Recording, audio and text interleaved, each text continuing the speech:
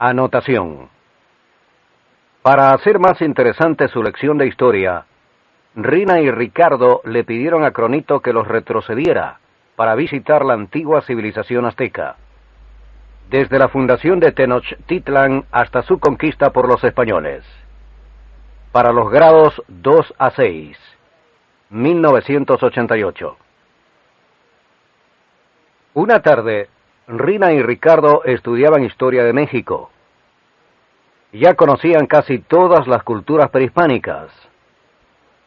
Ahora estaban interesados en saber cómo eran los mexicas y qué había pasado cuando los españoles llegaron a México. El pueblo mexica parece ser una cultura muy interesante, dijo Rina. No dudo que lo sea, pero yo no tengo ganas de estudiar ahora. Prefiero andar en bicicleta, comentó Ricardo. ¿Por qué ahora no? Porque la historia es muy complicada. En ella existen muchos nombres y fechas, y en este momento no puedo concentrarme. Cronito la explica muy bien. Además, nos presenta a los protagonistas. Cronito, tú lo has dicho.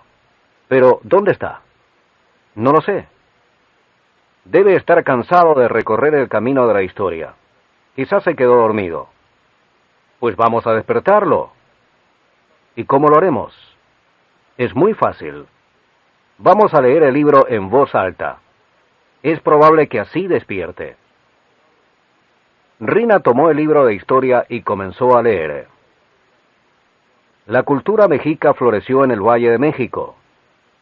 El inicio de su civilización se sitúa en el año 1162, fecha en que salieron del norte. De pronto, el número 6 empezó a aumentar de tamaño. Se volvió tan grande que ocupó toda la página, y de su interior comenzó a salir Cronito. Primero sacó la cabeza, luego los brazos, después se estiró. Sacó la pierna derecha y por último la izquierda. Una vez afuera, Cronito bostezó y dijo: Me quedé dormido mientras esperaba que ustedes abrieran el libro. Pues ya lo abrimos, dijo Ricardo. Ahora, ¿vas a ayudarnos a estudiar la historia del pueblo mexica? Por supuesto, para eso estoy aquí. Pues no hay tiempo que perder, exclamó Rina. Al ver el entusiasmo de los dos niños, Cronito se metió de nuevo al libro de historia. Los mexicas. Ricardo dio vuelta a la página y encontró una ilustración en la que se veía el interior de un palacio, donde estaba un señor de aspecto muy importante. Con él se encontraban varias personas además de Cronito. El reportero se dirigió a Rina y a Ricardo y les explicó: Este es el palacio de Ixcóatl, Tlatoani o emperador de los mexicas, quien reinó entre los años 1427 y 1440. En ese momento, el Tlatoani interrumpió al cronista y le dijo: Cronito, ¿quieres tomar un jarro de chocolate? Me encantaría, señor Ixcóatl. Gracias. El Tlatoani hizo una señal para indicar que entraran a la estancia dos sirvientes que llevaban jarros con chocolate. Cronito sorbió la bebida y exclamó: está delicioso y muy fresco. Mientras bebemos, quiero pedirle que les explique a mis amigos cómo fue que los mexicas se establecieron en este sitio. También quisiera hacerle algunas preguntas. De acuerdo, Cronito. Verán, nosotros llegamos a este valle provenientes del norte, de un lugar que se llama Aztlán, que significa lugar de las garzas. Salimos de allí en busca de un sitio que el dios Huitzilopochtli nos había señalado. Tardamos mucho tiempo en hallarlo. ¿Quién les indicó el camino?, preguntó Cronito. Nos guiaban 4 jefes que llevaban el espíritu del dios en una pequeña bolsa. Además, el gran Huitzilopochtli se comunicaba con ellos a través de la voz de un colibrí, que les decía por dónde ir. Después de muchos años llegamos a las orillas del lago, que se conoce en el siglo XX con el nombre de lago de Texcoco. Ese hecho ocurrió alrededor del año 1218. Interrumpió Cronito. Discúlpeme, señor Iscoatl, pero es muy importante que Rina y Ricardo ubiquen la llegada de los mexicas en el camino de la historia. No importa, Cronito. ¿Quién mejor que tú para hablar de esas fechas que yo no conozco? ¿De qué vivieron los mexicas durante su recorrido? De la caza, la pesca y la recolección de frutos. Además, estas actividades hicieron que nos organizáramos. Después de varios años encontramos la señal de Huitzilopochtli. ¿Cuál era esa señal? Los mexicas debíamos establecernos en un islote en el que encontráramos un águila sobre un nopal devorando una serpiente. Así es el escudo de la bandera de México, dijo Ricardo orgulloso. Qué bonito que ese símbolo se conserve todavía, comentó Rina. ¿Y hallaron la señal?, preguntó Cronito. Sí. Resultó ser una tierra poco fértil en la que había raíces y escasas plantas. Los tepanecas eran dueños de ella, y nos permitieron quedarnos a cambio de pagarles tributo. ¿Qué clase de tributos pagaban, si era un pueblo pobre que vivía en un lugar difícil de cultivar? Del lago obteníamos peces, ranas, aves y reptiles con los que pagábamos el tributo. Poco a poco creció el número de habitantes, por lo que se hizo necesario contar con más tierra. En el islote ya no cabía toda la población, así que construimos las chinampas, que tú ya conoces. Explíquenos cómo las construyen. Para hacerlas se clavan varas de aguejote en el fondo del lago, formando un rectángulo. El aguejote es una madera delgada y resistente, explicó Cronito. Luego se rellena el rectángulo con varas y tiras de pasto, y se cubre con lodo. Las estacas de aguejote echan raíces y se afianzan al suelo. El lodo absorbe agua y fertiliza la chinampa. De esta manera puede cultivarse sobre ella. Fue así como los primeros pobladores de estas tierras aumentaron la superficie del islote y fueron construyendo poco a poco la ciudad. Hoy se siguen utilizando las chinampas. Hacia 1325 ya existía la Gran Tenochtitlan, que quiere decir sitio en donde abundan las tunas, explicó Cronito. Hoy en día se le conoce con el nombre de Ciudad de México. ¡Qué vieja es nuestra ciudad!, exclamó Rina. Ya no abundan en ellas las tunas, advirtió Ricardo. El tlatoani continuó su explicación. Construimos los edificios alrededor de un patio ceremonial, que está rodeado por un muro decorado con esculturas del dios Quetzalcóatl, la serpiente emplumada, agregó Cronito. Así es, el dios de la sabiduría y de las artes. El templo más importante lo dedicamos a Huitzilopochtli, dios del sol y de la guerra, y a Tlaloc, dios de la lluvia. Es el templo mayor que está en la Ciudad de México, les dijo el cronista a sus amigos. Huitzilopochtli, el dios más importante de los mexicas, alumbra la tierra durante el día. Durante la noche lucha contra Coyolxauhqui. La tarea que desempeña Huitzilopochtli lo debilita, por lo que para tener fuerza y poder alumbrar la tierra, tiene que alimentarse con sangre humana. Por eso los mexicas practican los sacrificios humanos. Así es, Cronito. Nuestro deber es asegurarnos de que el dios Sol pueda alumbrar la tierra todos los días. ¿Qué otros dioses tienen los mexicas? Coatlicue, madre de Huitzilopochtli, diosa de la tierra y de la fertilidad, Ehecat, dios del viento, Centeot, dios del maíz.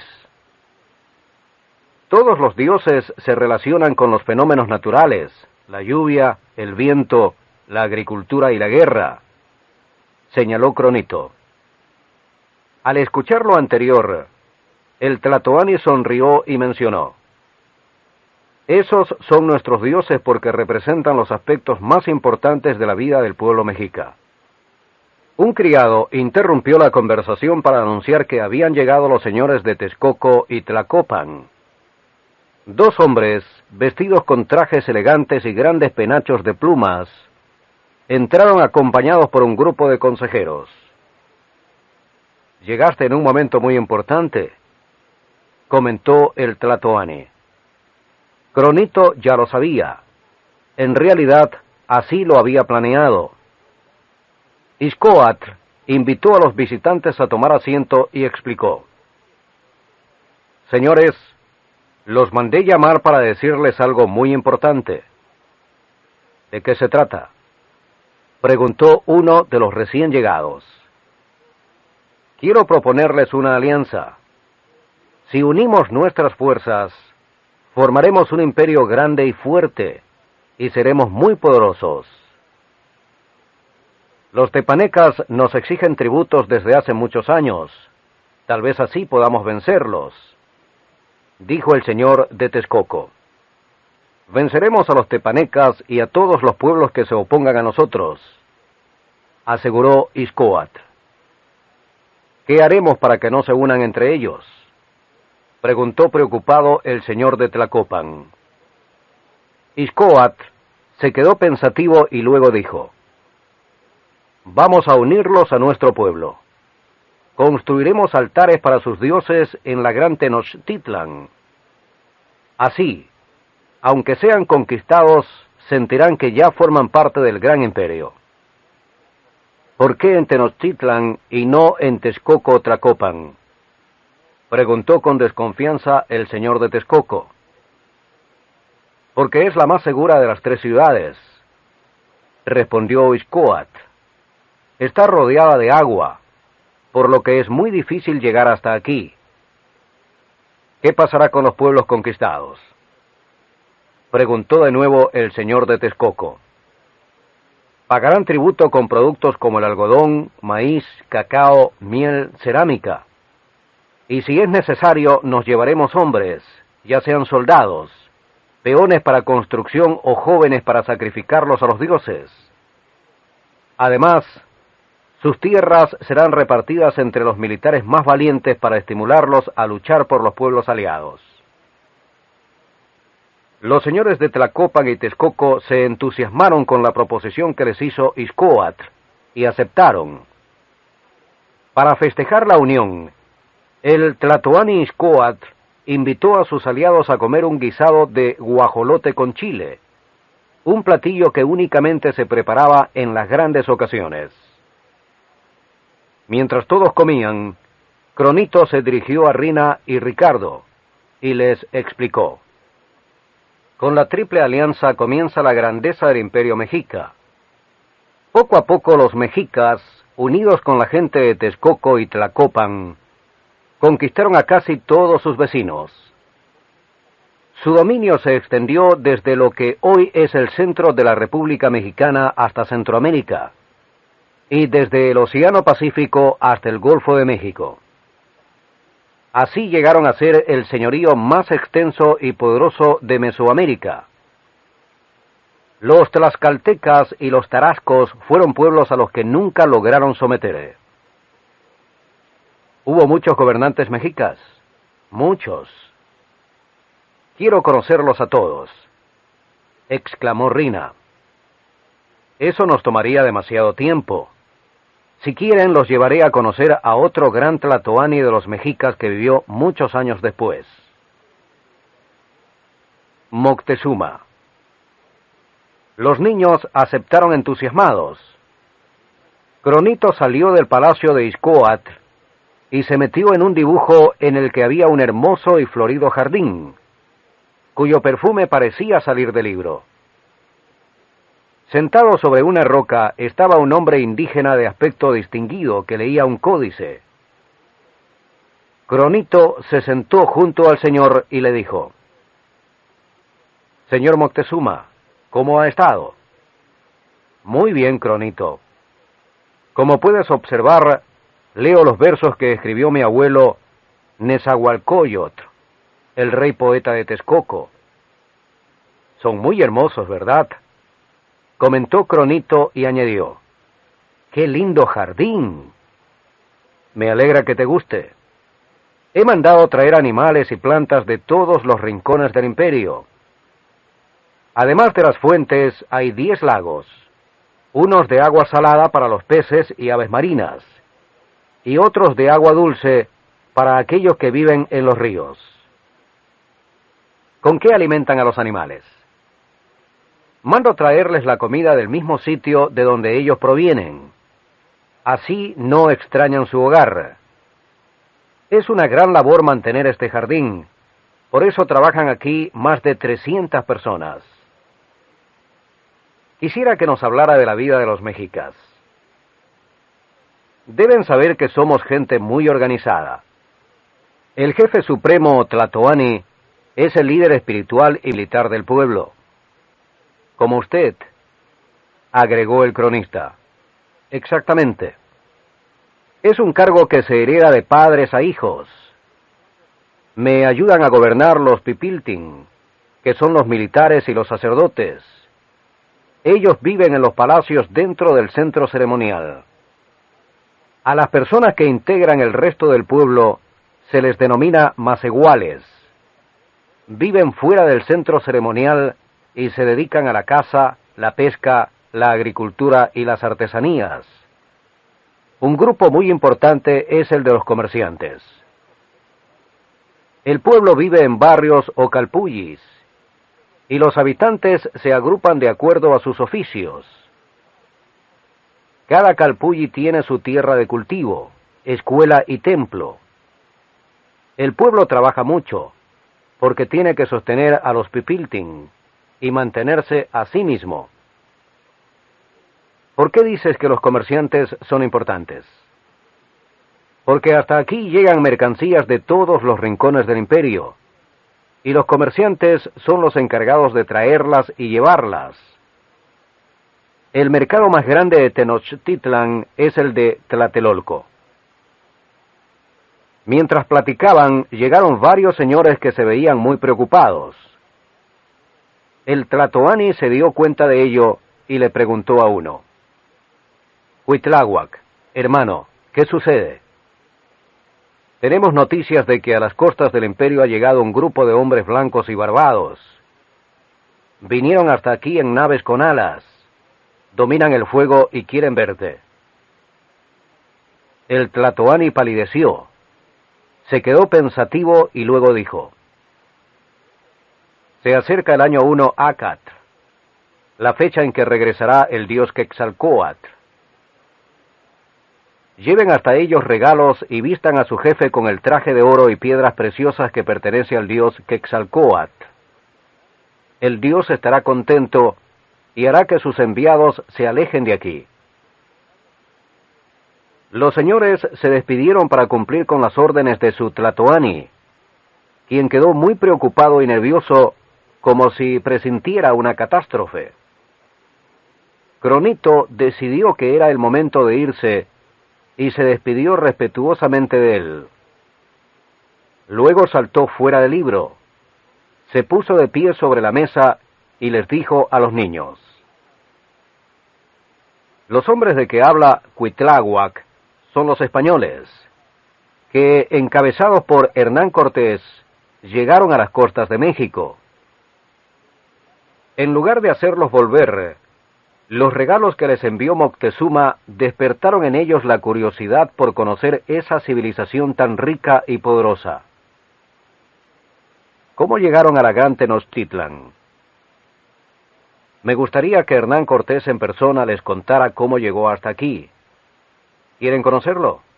«¡Claro que sí!», exclamaron los dos niños. La llegada de los españoles. La siguiente hoja mostraba dos enormes montañas cubiertas de nieve. Son el Popocatépetl y el Iztaccíhuatl, comentó Cronito. El sol estaba en el cenit e iluminaba el panorama. Un ejército formado por españoles y tlaxcaltecas cruzaba el valle que forman las dos montañas.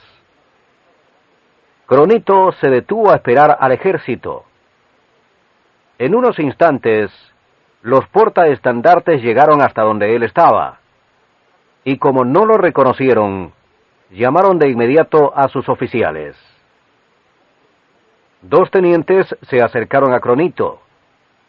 Como creyeron que era un espía, lo ataron y lo llevaron a empujones hasta donde estaba Hernán Cortés, quien al verlo llegar con las manos atadas, bajó de su caballo y exclamó: «Cronito, qué sorpresa. Qué gusto me da verlo de nuevo, don Hernán. Qué torpeza la de mis oficiales. ¿Por qué te amarraron las manos?» Los dos tenientes se disculparon. «Pensamos que era un espía enviado por los mexicas». Cronito, muy enojado, exclamó: «Otra vez, dejen hablar a la gente antes de aprehenderla». Los oficiales se retiraron después de darle una disculpa a Cronito. Hernán Cortés y el cronista de la historia se sentaron a platicar a la sombra de un frondoso árbol, mientras los soldados descansaban y daban de beber a sus caballos. ¿Ayudas a los niños a estudiar historia? Así es. Mis nuevos amigos se llaman Rina y Ricardo. Si me permites, voy a relatarles cómo llegué hasta aquí. Adelante, don Hernán, lo escuchamos. Salí de Cuba porque llegaron noticias de que aquí había mucho oro. La isla de Cuba es la sede del gobierno español en las Indias. Cuando desembarqué en estas tierras en 1519, conocí a Fray Jerónimo de Aguilar, quien naufragó en una expedición anterior y se quedó a vivir con los mayas durante muchos años, de modo que habla maya, y se unió a mi ejército para servirme de traductor. Usted desembarcó en el sureste, aclaró Cronito. Continuamos el viaje por la costa, y así conocimos otros pueblos. En uno de ellos me encontré una mujer muy hermosa, a la que aprecio mucho. Se llamaba Malintzin, y yo la llamo Marina. Ella habla maya y además náhuatl. Gracias a Fray Jerónimo y a doña Marina usted se comunica con casi todos los pueblos indígenas, ¿no es cierto? Sí. Sin ellos nunca podré conquistar estas tierras. Son mi voz. Ellos transmiten mis pensamientos. Ahora díganos, don Hernán, ¿qué otro lugar conocieron en ese viaje? Llegamos a otro puerto, en el que desembarcamos definitivamente. Allí fundé la Villa Rica de la Veracruz, que es mi base militar. Los niños miraban el libro, sin perder un solo detalle del relato. Eso suena como Veracruz, ¿no crees?, preguntó Ricardo. Es Veracruz, ¿te das cuenta? Cortés fundó la ciudad de Veracruz, contestó Rina entusiasmada. Por favor, continúe, dijo Cronito. En ese momento comprendí que yo no debía volver a España. Mi tarea consistía en quedarme aquí. Es verdad que hay muchas riquezas en estas tierras, pero ese no fue el único motivo por el que decidí no regresar. Tenemos mucho que aprender de la gente que vive en este sitio. Además, quedarme representa asegurar que estas tierras serán del rey de España. Mi patria será más rica y poderosa. Como tú sabes, mi decisión es firme y terminante.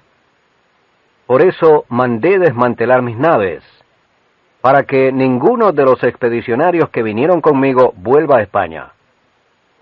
Algunos querían hacerlo, pero no lo permití.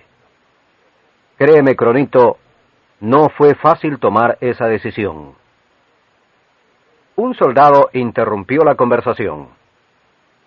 Don Hernán, han llegado 2 emisarios del rey de los mexicas e insisten en hablar con usted. Tráelos de inmediato. Llama a Fray Jerónimo y doña Marina, para que traduzcan lo que esos hombres vienen a decirme. En unos instantes estaban todos frente a Hernán Cortés, quien preguntó a los mensajeros, ¿qué desean? Dicen que los envía el señor Moctezuma, emperador de los mexicas, el cual ordena que regreses en tus naves al sitio de donde has venido. Dijo Fray Jerónimo, diles que deseo conocerlo, que he venido en representación del rey de España a traerle un saludo, y que no regresaré sin antes verlo. Fray Jerónimo tradujo las palabras de Cortés a la lengua maya, y doña Marina las tradujo del maya al náhuatl, lengua que hablaban los emisarios de Moctezuma. Estos comprendieron que era imposible hacer desistir a Cortés de sus intenciones, y se alejaron silenciosos. Don Hernán y Cronito continuaron su conversación. Usted no les teme a los mexicas, ¿verdad? Yo no le temo a nada ni a nadie. Sin embargo, no hay que subestimar a los rivales. Sé que los mexicas son guerreros fuertes y valientes. Vencieron a casi todos los pueblos vecinos, los cuales ya están cansados de ellos. Yo me di cuenta de todo esto y aproveché esta situación para aliarme con los tlaxcaltecas, que como ves, ahora forman parte de mi ejército. ¿Cómo es Tlaxcala? Es una ciudad muy bonita, grande, bien trazada. Ahí fui a los baños públicos y me hice cortar el pelo en una peluquería muy cómoda. ¿Qué otra ciudad conoció después de estar en Tlaxcala? Pasamos por Cholula, que también es una ciudad muy hermosa, rodeada de tierras cultivadas con toda clase de legumbres, muchas de las cuales no existen en España. Algo muy interesante es que en Cholula hay más de 300 templos. No es que sea una ciudad pequeña, pero 300 templos son muchos, aquí y en cualquier otro lugar, ¿no crees? Al oír esto, Rina recordó su reciente visita a Cholula y dijo, ¡qué increíble!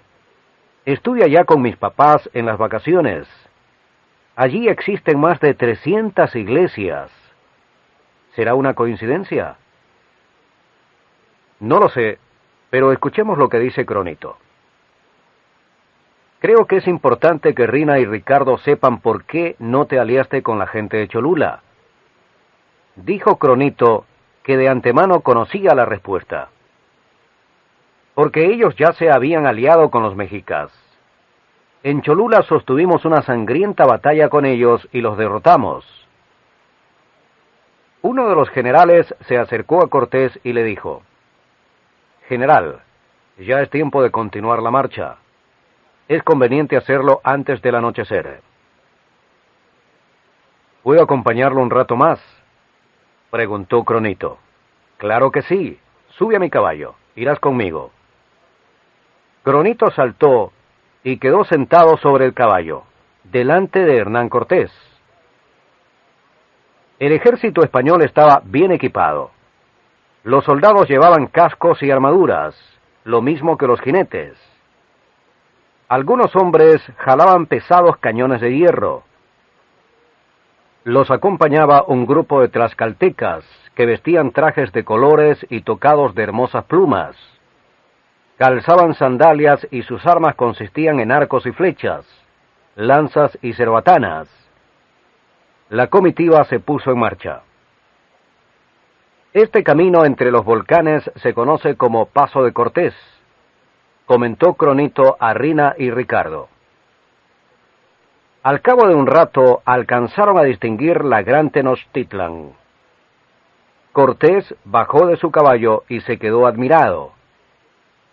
«Nunca he visto algo así», exclamó entusiasmado. Cuando el rey reciba mi carta, en la que describa la grandeza de esta ciudad, quizá piense que miento o exagero. La ciudad estaba construida sobre una isla ovalada situada en el centro de un lago.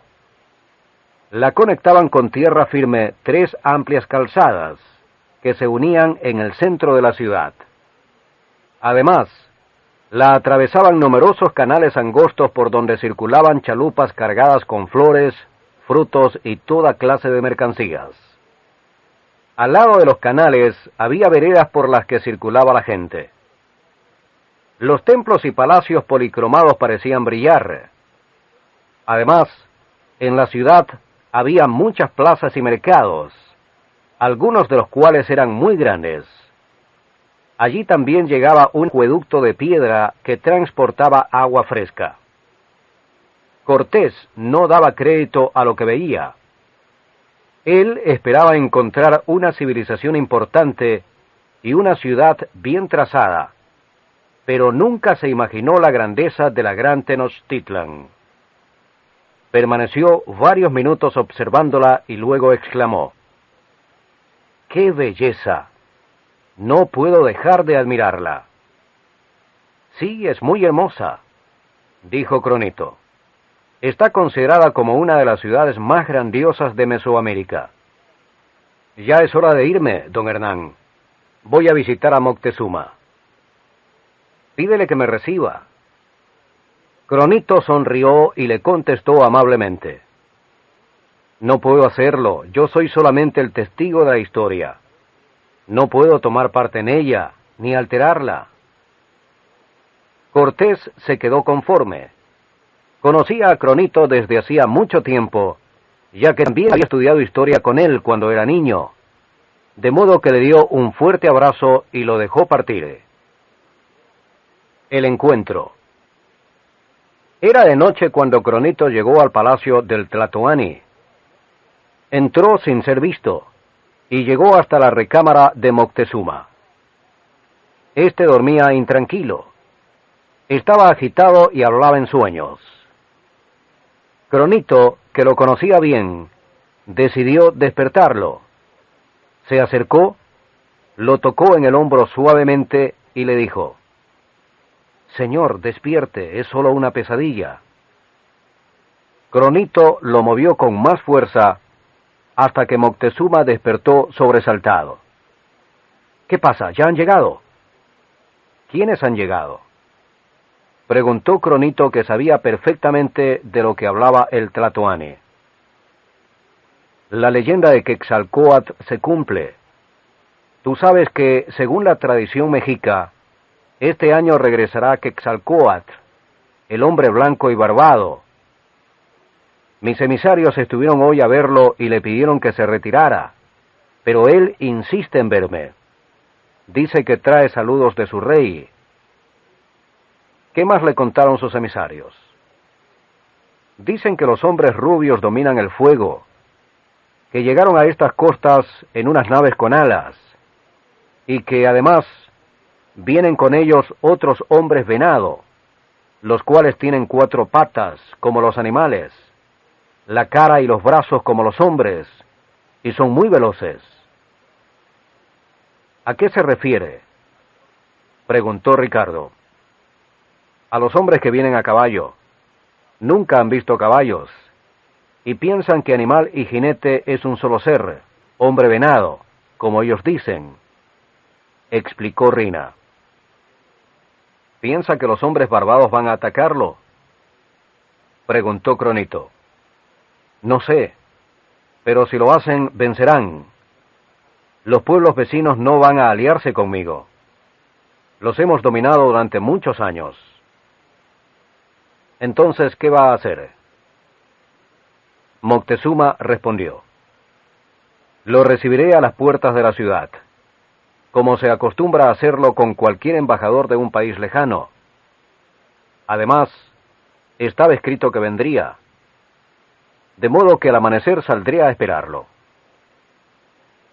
Al día siguiente, muy temprano, Cronito acompañó a Moctezuma y a su corte a recibir a los españoles. Los mexicas llevaban hermosos penachos de plumas multicolores y adornos de oro y piedras preciosas, que brillaban con la luz del sol. Los españoles también iniciaron la caminata temprano. Hacían alarde de la fuerza y el poderío de su gran ejército. Sus armaduras también brillaban con la luz del sol. Cuando llegaron a las puertas de la gran Tenochtitlan, Hernán Cortés bajó de su caballo y avanzó unos cuantos pasos. Moctezuma también se adelantó. Así quedaron frente a frente dos grandes hombres: el poderoso Tlatoani de un gran pueblo y el valiente aventurero, súbdito del rey de España. Las dos famosas figuras, los dos troncos de los que nace el pueblo de México. En ese momento, Cronito habló con sus amigos del siglo XX y les dijo: este es uno de los momentos más importantes en la historia de México. A partir de aquí ya no se habla de dos culturas diferentes. Todos los acontecimientos se relacionan tanto con los españoles como con los indígenas. Después del encuentro con Cortés, Moctezuma ordenó a los pipiltin que hospedaran a los extranjeros en sus mejores palacios y que los abastecieran de todo lo necesario para que estuvieran cómodos. Los pipiltin no estaban de acuerdo con el mandato de su Tlatoani, pero cumplieron sus órdenes. Tiempo después, Cortés hizo prisionero a Moctezuma. ¿Qué pasó luego?, preguntó Rina. Ahora verás, respondió Cronito y se metió en un dibujo que mostraba la sala del palacio en el que se hospedaba Hernán Cortés. Allí se encontró con el general español y sus oficiales. «Hola, Cronito», saludó don Hernán al reportero. «Acaban de avisarme que Pánfilo de Narváez llegó de Cuba. Está en la Villa Rica de la Veracruz y viene a ocupar mi lugar». «¿Y qué piensa hacer usted?» «Voy a ir allá, para hablar con él. Le diré que yo fui el primero en llegar hasta estas tierras y que, por lo tanto, a mí me corresponde el honor de conquistarlas. Dejaré a Pedro de Alvarado a cargo del ejército español en la gran Tenochtitlan». «¿Lo conoces?» «Claro que sí», respondió Cronito. Cortés se despidió de todos los presentes y salió de la estancia acompañado de unos cuantos hombres. El reportero de la historia se sentó a platicar con Pedro de Alvarado. Ya había transcurrido algún tiempo desde la partida de Cortés, cuando se escuchó ruido en las calles de la ciudad. «¿Qué es eso?», preguntó don Pedro. «No lo sé», contestó uno de los oficiales. «Traigan al emperador Moctezuma. Él nos dirá qué sucede».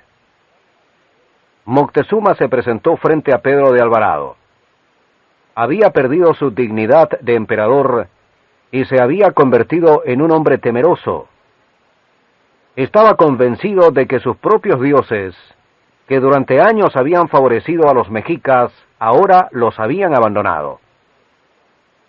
«¿A qué se debe ese ruido?», le preguntó Alvarado. «Es la fiesta del dios Tezcatlipoca», respondió Moctezuma.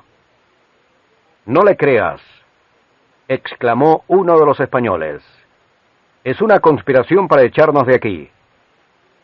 «Vamos a enseñarles quién es más fuerte», exclamó otro. Pedro de Alvarado pensó que podía tratarse de un levantamiento en su contra, por lo que ordenó: «Ataquen a los conspiradores y traigan todo el oro que encuentren». Cronito se dirigió a Rina y a Ricardo y les explicó: «Este enfrentamiento se conoce en la historia como la matanza del Templo Mayor. En ella murieron muchos indígenas. Los españoles se apoderaron de una gran cantidad de oro y joyas. A pesar de que los mexicas estaban desarmados, la lucha continuó hasta que los indígenas rodearon el palacio de Azayacatl, en donde habitaban los españoles, para impedirles que se abastecieran de agua y alimento.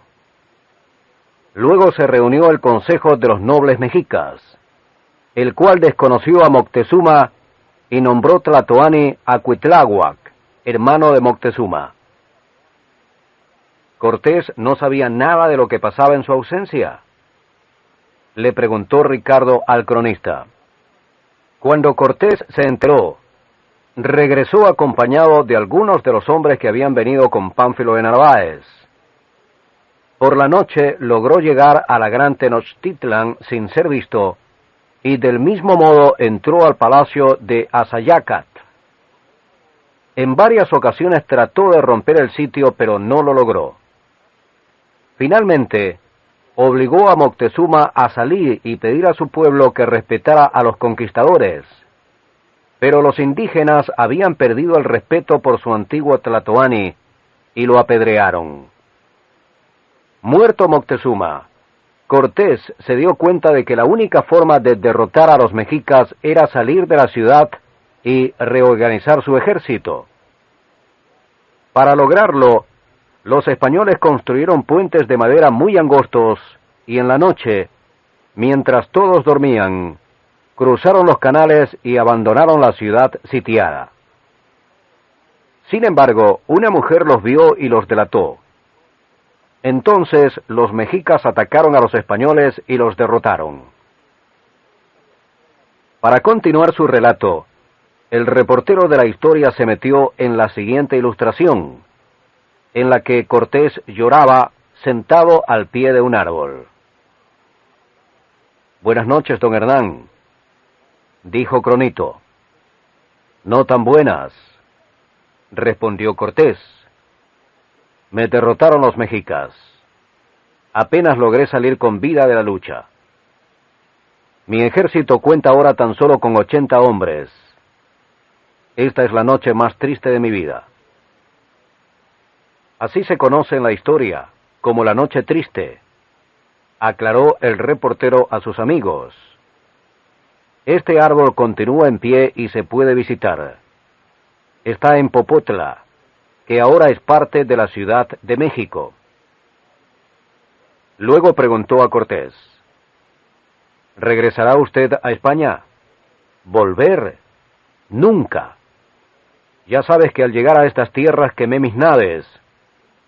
Me iré a Tlaxcala y allí, con mis aliados los tlaxcaltecas, volveré a organizar un ejército fuerte. Tal vez otros pueblos se unan a mí para derrotar a los mexicas. ¿Piensas que lo lograré? Aunque yo conozco el futuro, no puedo responder a su pregunta. Yo soy solamente un testigo. El tiempo ya dirá. Le respondió el cronista y se alejó de Cortés para platicar con sus amigos. Mientras Cortés se organizaba en Tlaxcala, algo terrible sucedía en la gran Tenochtitlan. Los mexicas se enfrentaban a un enemigo desconocido por ellos, la viruela. Uno de los expedicionarios que había venido con Pánfilo de Narváez estaba enfermo y contagió a los hombres que se le acercaron. La epidemia se extendió rápidamente y causó muchas muertes. Los mexicas estaban cada día más débiles y hambrientos. Además, pensaban que la viruela era un castigo enviado por sus dioses, por lo que también estaban desmoralizados. Cuitláhuac murió de viruela y su lugar lo ocupó el joven Cuauhtémoc, cuyo nombre quiere decir águila que cae. Entonces, ¿los mexicas estaban más débiles que los españoles?, preguntó Ricardo. Así es, contestó Cronito. Los españoles, organizados y fuertes, salieron de Tlaxcala en abril del año 1521 y sitiaron la gran Tenochtitlan. ¿Qué hacían mientras tanto los mexicas? Los sobrevivientes estaban asustados por la epidemia de viruela y por el gran poderío de los españoles y sus aliados. A pesar de eso, lucharon con todas sus fuerzas por defender su ciudad. El sitio duró 4 meses, durante los cuales el alimento y el agua escasearon y la vida fue cada día más difícil. Finalmente, el 13 de agosto de 1521, Cuauhtémoc fue aprehendido por Hernán Cortés. Esto causó la rendición de la Gran Tenochtitlan y el fin del Imperio Mexica. Sucedió 2 años después del año 1 Acat, fecha en la cual, según la tradición indígena, regresaría el dios Quetzalcóatl. Fin de El Encuentro, por Sarah Gerson y Shulamit Goldsmith.